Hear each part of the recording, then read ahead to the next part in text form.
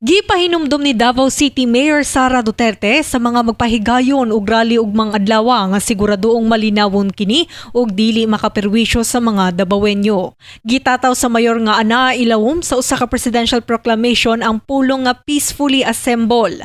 Busa gibutyag niya nga mahimong magrally ang bisan kinsang grupo nga magpahungaw sa ilang gibati sa nagkadaiyang nga mga mulo nila kontra sa gobyerno. Naa dito contained in the presidential proclamation. Nakabutang dito to peacefully assemble, do not commit crimes, and there is maximum tolerance from the police sa ilahang mga rallies. So it's a national day of protest according to the presidential proclamation. So tanan is welcome, not just one issue.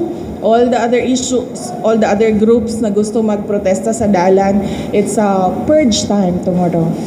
Subay niini gidugang sa mayor nga suspendido ang tanang klase sa private o public schools, elementarya man kini o kolehiyo aron dili kini maapektuhan sa mga protesta ug mga adlaw. Since it is a national day of protest, tomorrow it was declared by the office of the president as such.